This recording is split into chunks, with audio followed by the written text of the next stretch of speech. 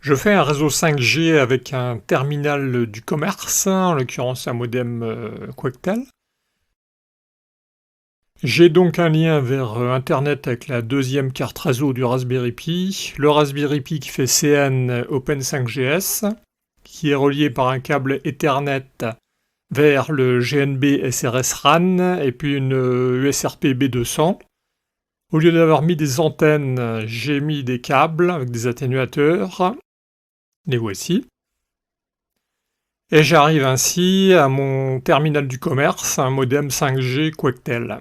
Et puis là, j'ai un client pour utiliser toute cette installation. On passe maintenant à l'installation. On était dans le cas de ZMNQ. Maintenant, on passe donc avec une USRP qui va envoyer des signaux par des câbles, qui remplacent les antennes avec atténuateur. De l'autre côté, l'UE avec la carte SIM. Le GNB sur le PC où je suis, qui va discuter avec un Raspberry Pi qui cette fois-ci fait le CN, et puis une deuxième carte réseau permettant d'accéder à l'extérieur. Je commence par la configuration du CN. J'ai mis une adresse IP sur mon PC qui fait GNB. Je vérifie que je peux discuter avec le Raspberry Pi sur lequel j'ai installé Docker Open5GS. Je me connecte sur le Raspberry Pi.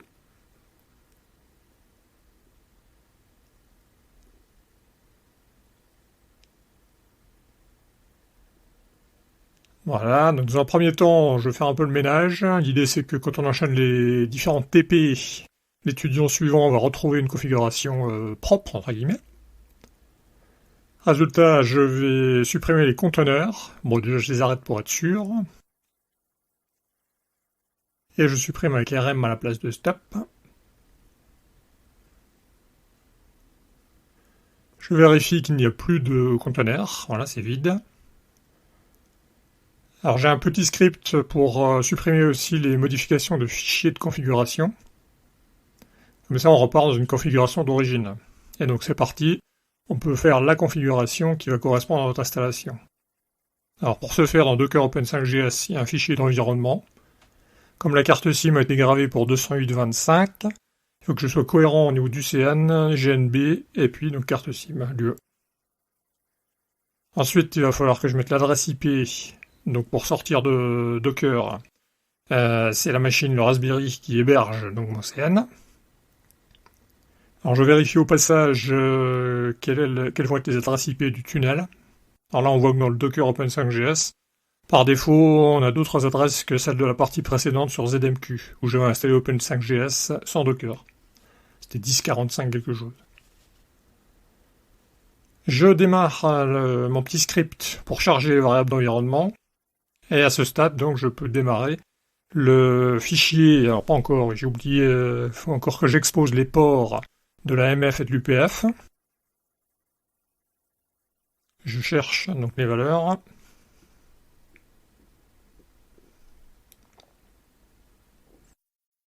Je arrive à l'UPF. Alors, il faut bien enlever deux espaces, enfin deux caractères. La notation est très importante. Là, pareil, pour la MF.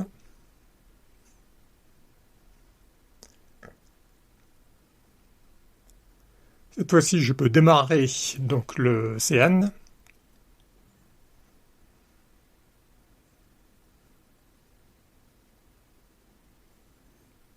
Donc à partir des images Docker, j'ai la création de conteneurs qui sont en train de démarrer.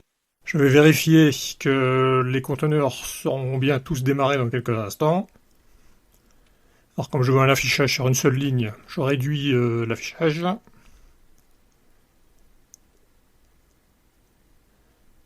Apparemment le démarrage s'est terminé, je vais pouvoir taper ma commande. Et là je vois que tous les conteneurs sont en état up, ce qui veut dire que c'est bon, ça s'est bien passé.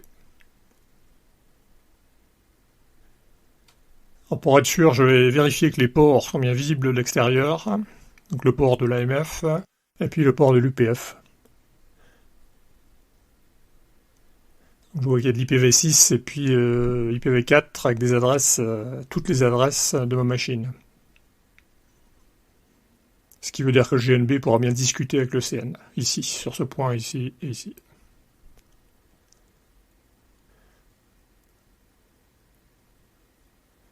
Maintenant, je passe à la configuration du GNB sur l'ordinateur où je suis. Donc, je réduis le VNC qui me permet de configurer le CN. Comme je vais avoir beaucoup de terminaux, je me rappelle que ce terminal-là sera dédié au GNB.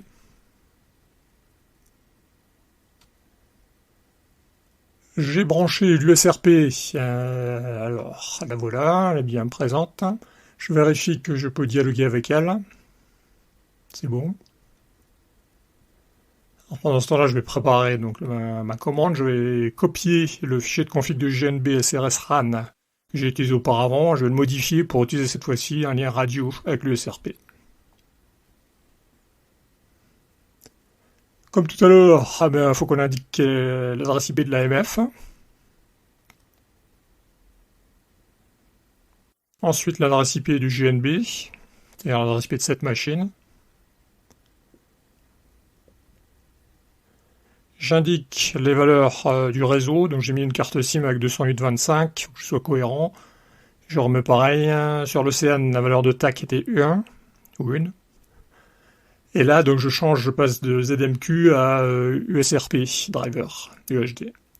Je mets type B200. Ensuite, j'indique que l'horloge est interne, je n'ai pas mis d'horloge externe sur l'USRP.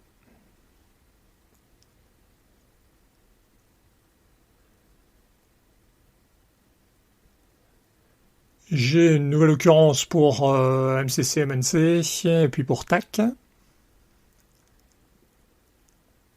Alors voilà pour la config normale, mais bon, j'ai pu constater qu'il y avait des erreurs, des overflows, underflows. Alors pour limiter ça, j'ai vu qu'en passant à 10 MHz, ça devait limiter le débit, et donc j'avais moins d'erreurs. Donc je passe à 10 MHz. Je change le corset 0, parce que sinon il est en dehors de la bande. Et ça doit être bon. Donc cette fois-ci, si je regarde la RFCN, avec cette valeur-là, je vois qu'elle est dans la bande numéro 3. Ça veut dire que ça va être de la FDD, du duplex fréquentiel. Je sauvegarde, et donc à ce stade, il ne me reste plus qu'à démarrer. Alors je vais regarder les logs de l'AMF, c'est-à-dire du CN.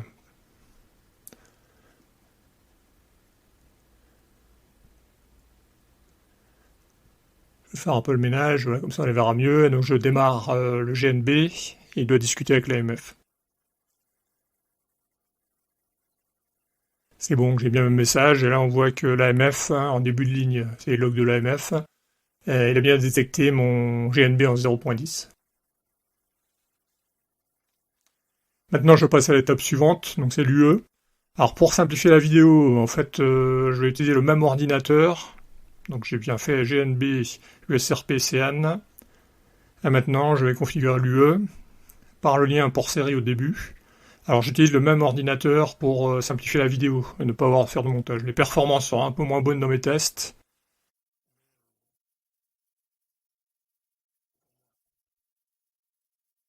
J'ouvre donc un autre terminal, je mets un nom UE pour me rappeler lequel c'est.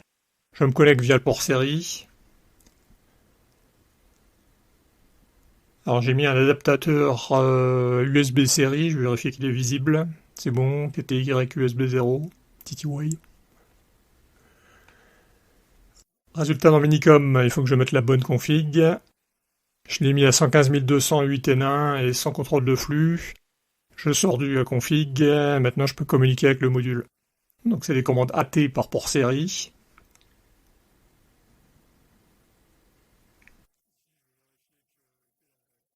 Alors déjà AT pour que ça marche, ATI pour identifier le matériel. Et donc je regarde la carte SIM, identifiant de carte SIM. DMSI. Là je vérifie qu'il n'y a pas de code PIN. En même temps, vu que c'est moi qui l'ai gravé, bon, c'est une vérification. Je regarde pour quels opérateurs elle a été gravée. Donc ça va être 208.25. Alors je vois au passage que là j'ai encore en trait rouge dans mon sujet, j'ai un problème sur le reset. Mon reset se fait mal. Ce qui fait que là dans les logs j'ai vu qu'en fait elle s'était connectée déjà. Bon, je vais faire comme si. Donc là, c'est l'IMEI. Et puis, j'arrive au matériel, et, enfin, constructeur, et identifiant de matériel.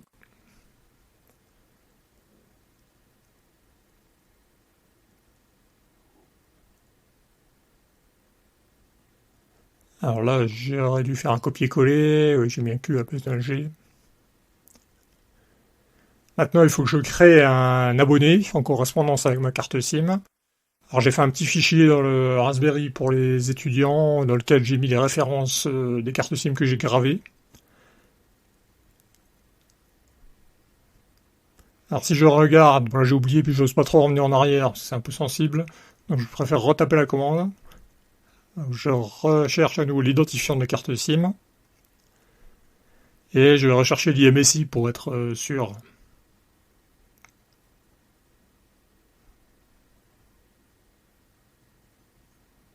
Alors, mon copier-coller est un peu raté parce qu'il y a un espace au début, ça passe mal là. Donc j'ai l'IMSI, je cherche dans mon fichier à quoi ça correspond, je vois que c'est celui-ci. Résultat, j'ai la clé pour l'abonné et puis j'ai l'OPC que j'ai gravé dans la carte SIM.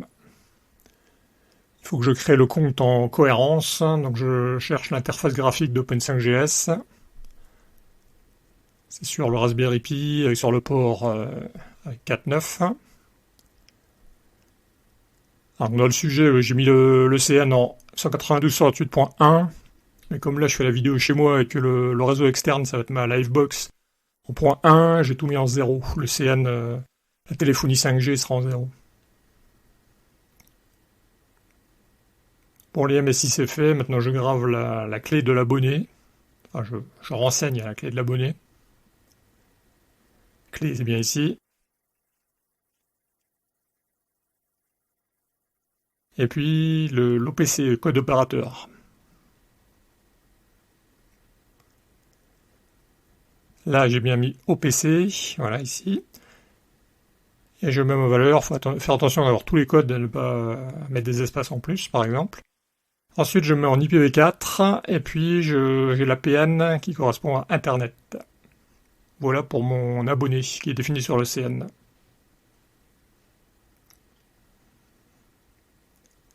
Ensuite, je vais configurer le Raspberry Pi pour qu'il forward les données qui viennent du tunnel, le tunnel GTP, pour les données 5G.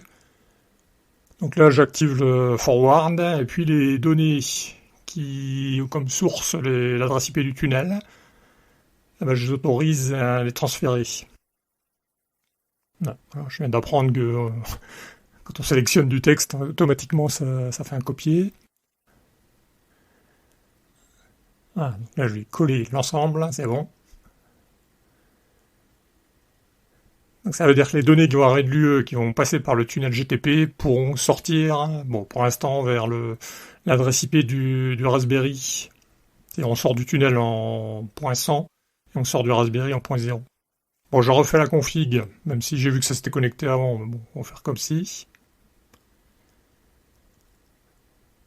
Ici, on indique qu'on va utiliser la bande 3 en 5G, parce qu'on a mis GNB sur la bande 3.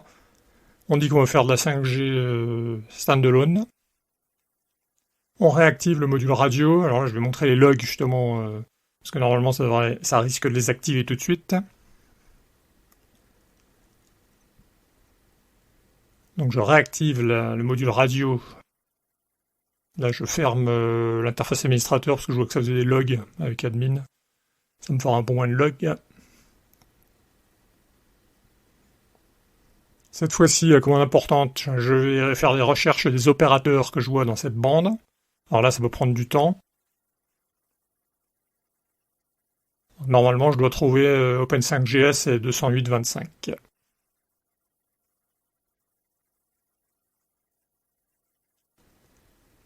Il est en train de scanner, de rechercher les synchros et les MIB-SIB. Alors là, donc mon câble, je ne vois pas mon réseau, je vais le relancer. Mon câble n'est pas blindé partout, ce qui fait que je capte les vrais réseaux, comme si j'avais une antenne. Alors là, c'est trop rapide, ça veut dire qu'il n'a pas fait. Je retente une nouvelle fois. Toujours échec. Bon, normalement, là, au bout de la deuxième fois, ça devrait marcher. Bon, je vais forcer, voilà. Je vois dans les logs qu'en fait, il s'est connecté. Donc là, j'aurais pu forcer, même si mon réseau ne s'est pas affiché avant, je peux forcer la connexion sur ce réseau. Ici, je vois que c'est connecté. Je vais vérifier tout ça maintenant. Alors dans le GNB, je vais activer. Alors là, on voit justement les problèmes de lien underflow, overflow. J'ai activé donc le mode trace, hein, ce qui fait que je vois ce qui se passe au niveau du GNB avec du débit, parce que c'est le moment où ça configure. Je définis une connexion pour l'APN Internet, peut-être la numéro 1.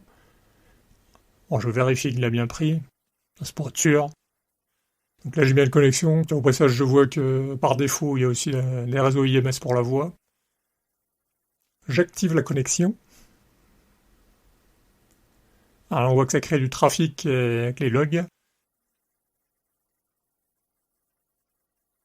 On voit que c'est pas très rapide. Je pensais que c'était plus rapide que ça. Bon.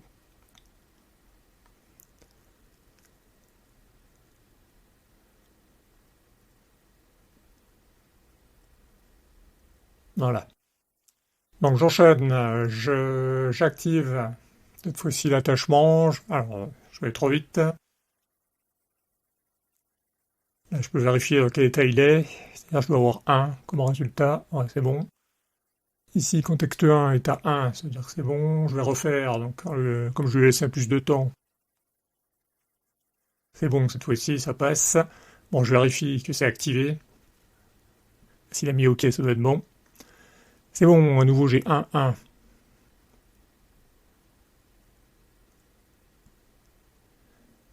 Ensuite, je vais pouvoir voir dans quel état est mon matériel. Voilà, donc effectivement, on a des 1, le réseau il va être reconnu, voilà. C'est bon, il y a des 1 partout. Je peux vérifier les caractéristiques de ma cellule. Je vois qu'ici que c'est du FDD, comme prévu dans la bande 3, je vois que le réseau c'est 208.25. Les informations principales. Ici, je peux voir le nom de réseau alors, sous différentes formes. Numérique, court, là on va voir la code ASCII je crois. Et puis l'élément important, est-ce que j'ai une adresse IP? Donc vu que l'attachement c'est bien fait, voilà c'est bon. On retrouve une adresse IP de tunnel, ce que je vais vous montrer dans le fichier .env. Si je récapitule l'ensemble des paramètres, là je vois aussi les valeurs de DNS qu'il y avait dans le fichier .env, qui ont été allouées ici. Cette fois-ci, je peux faire des pings, c'est-à-dire de l'UE, je vais passer ici jusqu'à l'autre côté du tunnel, 100.1. Là, je vais sortir du tunnel pour aller sur le Raspberry Pi. Alors, il faut que je fasse attention parce que je suis en 0,254. C'est bon, ça marche quand il y a 4 lignes, c'est que c'est bon. Je vois qu'il y a du trafic aussi, c'est-à-dire qu'avant j'avais 0 partout, chaque fois que j'ai fait des pings, je vais en refaire un. Bah, les 0 que j'ai partout, avec le ping, ça va créer du trafic. Valeur non nulle. Voilà, la ligne ici. Maintenant, je vais transférer des données, toujours en commande AT. Alors pour ce faire, je vais sortir du Raspberry, c'est-à-dire je vais activer ma deuxième carte réseau. Alors bizarrement, on la voyait avec IPA, bon là il y a aussi les conteneurs virtuels, voilà, ETH1 ici. Alors là, elle a une adresse IP, ça a l'air d'être déjà bon, je vais quand même assurer le coup. Donc j'ai une fois où je voyais avec IPA ma carte, mais le module USB de communication CDC ne marchait pas, j'arrivais pas à obtenir l'adresse IP. Donc là, je préfère assurer et recharger le module. Je vérifie que le module est actif. C'est bon. Résultat, bah, je peux faire une requête sur cette interface. Je redemande une adresse IP, donc là, en l'occurrence, c'est ma Livebox qui sert de serveur. Et donc, j'ai bien une connexion. Cette fois-ci, ça veut dire que le PC GNB, il doit pouvoir avoir accès à Internet. Il faut que je fasse le routage sur le Raspberry entre les deux interfaces. Bon, là, ça pourrait être sûr aussi, parce que j'ai déjà fait avant, je pense, de mémoire. Ça, en revanche, c'est le lien avec l'extérieur. Cette fois-ci, la sortie à output, c'est ETH1. Ce qui fait qu'à ce stade, le PC, il doit pouvoir avoir accès à Internet maintenant. Sachant que j'ai bien mis la passerelle sur mon PC. Voilà, c'est bon.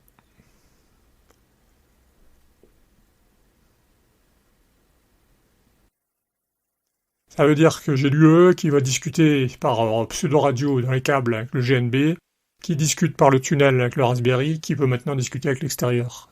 Donc mon UE peut discuter avec l'extérieur, je le vérifie ici, je sors à l'extérieur, et c'est bon, ça passe. Pareil avec le DNS, ça marche encore. Je vais activer une connexion, c'est-à-dire je vais définir un socket.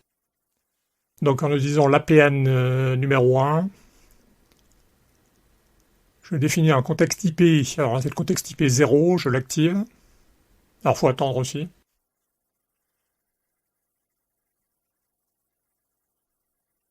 Faut attendre, disais-je. Je pensais que c'était moins long que ça. Si je vérifie, peut-être qu'il s'est déjà mis dans l'état. Et ouais, voilà, c'est bon. Bon, si j'active l'activation. Ah, c'est pour vérifier que ma commande est bonne. Ça me paraît un peu bizarre. Bon. On va pas insister. Alors, donc je vais définir mon socket, c'est-à-dire une adresse IP destination. Bon, je vais mettre le Raspberry, et puis un port, je vais mettre 8080.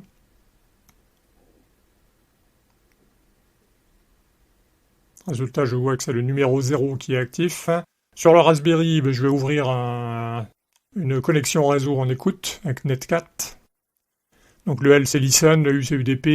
Il faut bien penser à mettre la source. Parce qu'il y a deux interfaces. J'ai ouvert un terminal sur le Raspberry en 0.954. J'ouvre le port 8080. Je m'en écoute. Résultat, maintenant mon UE va pouvoir communiquer via le réseau 5G avec l'extérieur de la 5G en 0.954. J'envoie un SEN pour envoyer 5 caractères par le socket numéro 0. Je tape salut et ça apparaît de l'autre côté. C'est bon. Bon, je recommence pour vérifier que c'était pas du hasard. Alors mon copier-coller, voilà. Et je retrouve mon super de l'autre côté. Alors je peux aussi changer la taille. Là je suis vraiment au ras des pâquerettes en envoyant des codes ASCII les uns derrière les autres. En commande AT, je pourrais aussi faire du MQTT, il y a des commandes dédiées. Donc si j'envoie 12 caractères, voilà, ça marche. Bon, résultat, ici, j'arrive à communiquer par le port série entre l'UE et puis bon l'extérieur de mon réseau, même si c'est un extérieur juste à côté, sur la même machine. Bon, le problème, c'est que c'est par un lien série, même si la liaison est bonne. Donc, résultat, je vais arrêter tout ça, j'arrête la radio temporairement. Et au lieu de passer par le port série où il aurait fallu un lien bizarre avec du PPP, peut-être, comme les vieux modems, j'ai arrêté la partie radio, ça a désactivé le lien PDP. Je vois que, justement, l'UE a été désactivé. Et cette fois-ci, je vais activer un lien USB. Et ce lien USB, j'ai dedans donc 3 ports série virtuels. Et surtout, une carte réseau. C'est QMI, c'est Qualcomm MSM Interface. Donc si j'ai la bonne config USB net, je vais vérifier. Donc j'ai bien 0. Ça veut dire que ça va activer la carte en mode QMI.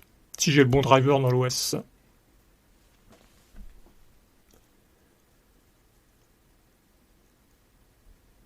Je débranche, pour l'instant l'USB était sur une alimentation, et avec le port série. Là je la branche, la platine je la branche par USB cette fois-ci. Voilà, donc mon OS maintenant il doit avoir une détection des 4 interfaces, je vais vérifier ça. Je reprends mon terminal, je vais faire du LS-USB. Et je suis allé trop vite, il faut que j'attende un peu. Je refais mon LS-USB. Voilà, parce qu'en fait ça a rebooté, parce que je vois que dans le commande AT c'est marqué ready, ça veut dire qu'il a rebooté. En fait. Enfin, lui laisser le temps de rebooter. Bon, -T, donc là j'étais sur le bus numéro 1, device périphérique numéro 6. Je vois qu'il y a 3 ports série mais avec driver none. Bon, c'est pas grave, hein. Ce qui est important c'est la carte réseau ici. Donc j'ai bien ma carte réseau QMI. Je vérifie avec les logs DMESG et je vois donc la connexion USB a bien créé un périphérique CDC WDM qui est associé à une carte réseau bon, qui a été renommée W10, on la voit ici, qui n'a pas d'adresse IP parce qu'on n'est pas connecté. Alors tout l'intérêt, donc maintenant je suis connecté en USB, tout l'intérêt c'est que j'ai des outils beaucoup plus sympathiques que les commandes AT. Je vérifie que l'OS a bien créé, mais bon, je l'avais dans des MESG, donc c'est vraiment une vérification. J'ai donc des outils, des logiciels qui ne sont pas spécifiques, qui gèrent des cartes réseau normales. Là, vous avez Modem Manager en CLI. Et là, il me dit qu'il a bien un modem qu'il a reconnu, modem numéro 0. Je vais donc regarder les détails de ce modem numéro 0. Si j'étends un peu... Bon, on voit qu'il y a pas mal d'informations. Donc les choses, ça c'est le modem 0. Ensuite, on voit le matériel, c'est du Quectel avec les références prévues, ce qu'on a vu tout à l'heure en commande AT.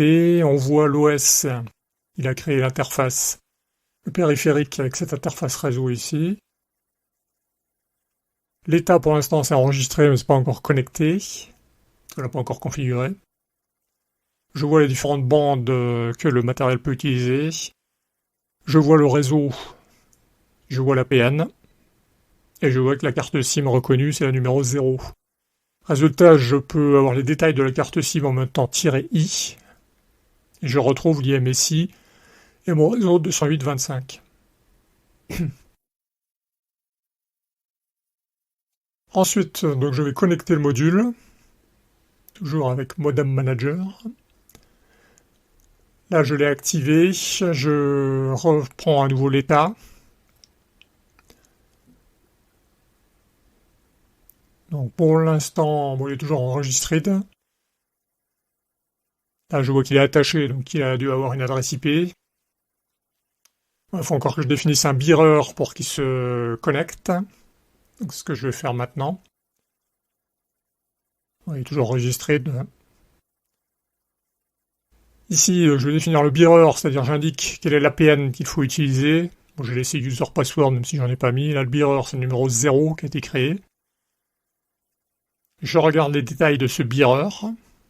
Alors, comme on n'est pas connecté pour l'instant, normalement, il n'y a pas grand-chose. Voilà, connected no. Bon, on voit l'APN quand même. Bah, maintenant, je me connecte.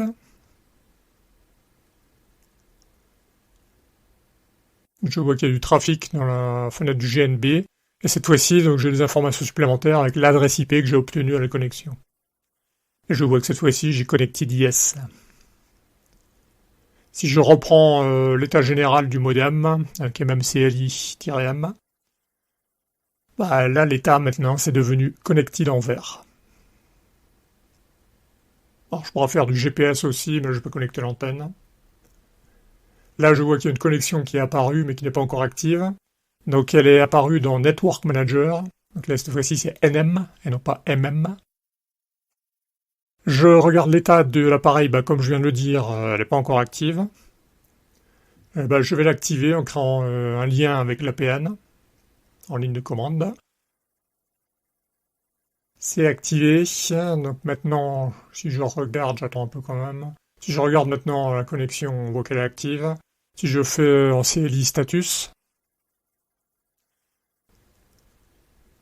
bah on voit que maintenant on est passé de déconnecté en rouge à connecté en vert pour ma connexion.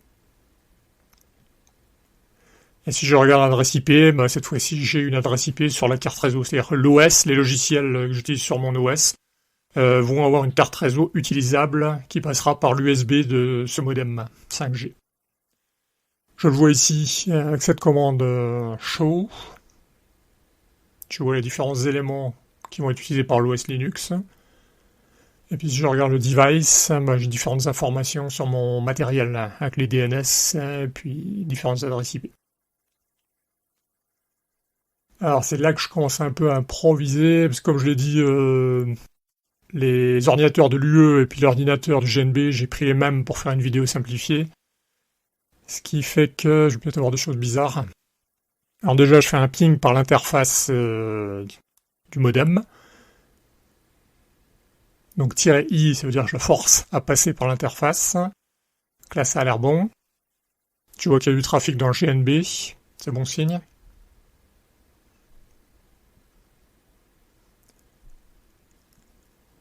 Ensuite, je vais faire un curl, je vais demander une page web.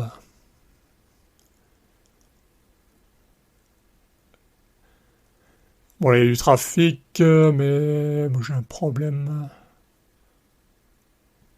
Ah si, j'ai une réponse. Bon, on va essayer un autre test. Parce que là, d'un coup, je suis plus sûr de comment on fait pour spécifier l'interface. Je vais regarder vite fait si j'arrive à le voir, hein. Si je trouve une option... Bon, ouais. On va passer à la suite, c'est pas très grave. Alors, je vais faire un test hyperf, où là, je peux spécifier l'interface. Donc, je fasse attention, parce que par rapport à mon sujet, donc je suis sur un réseau différent. Il faut que je mette le bon nom d'interface. Voilà. Ensuite, je vais mettre la bonne adresse IP. Le serveur hyperf, je l'ai mis sur une machine de mon réseau sur la Livebox. Donc là, il n'est pas content. Ah oui, si c'est mon réseau, ma Livebox, ça veut dire que c'est un réseau .1. Alors, là, j'essaie le ping vers le Raspberry, donc c'est normal que ça marche. Et donc là, en fait, c'était bien, ouais, c'est ça, mon ordinateur sur lequel j'ai lancé le serveur hyperf. Si je mets donc .1, là, c'est bon, ça se connecte. Sauf que là, il y a un autre problème, c'est que j'ai pas de trafic dans le GNB. Et le débit m'a l'air un peu rapide. Là, je vois qu'il y a que des zéros, quoi.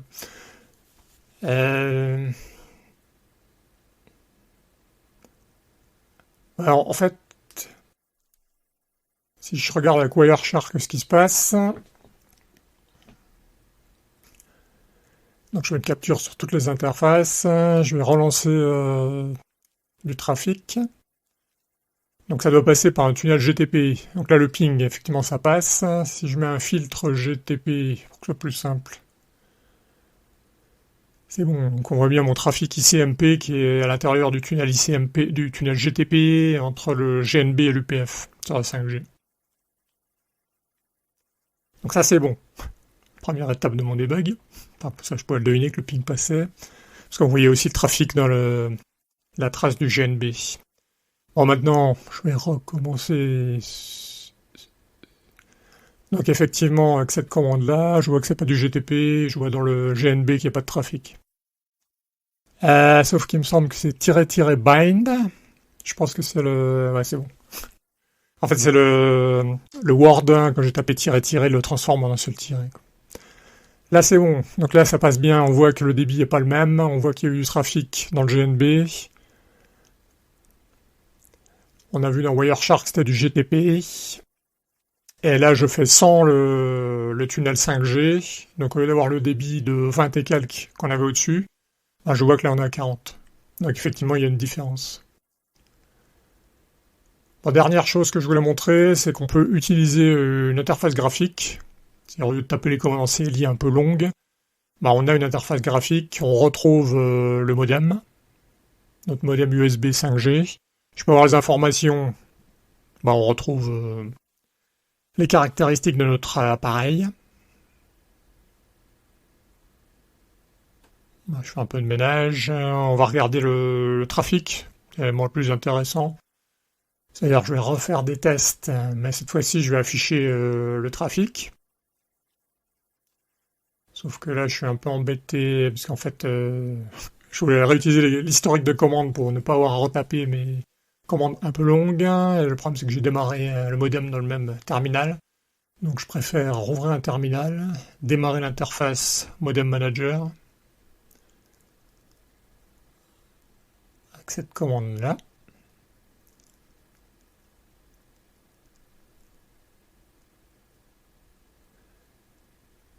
Je remonte le trafic, voilà.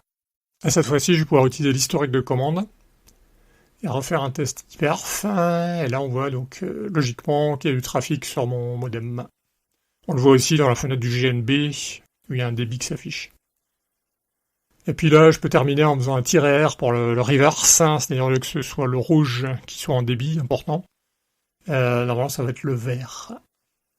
C'est bon, ça marche.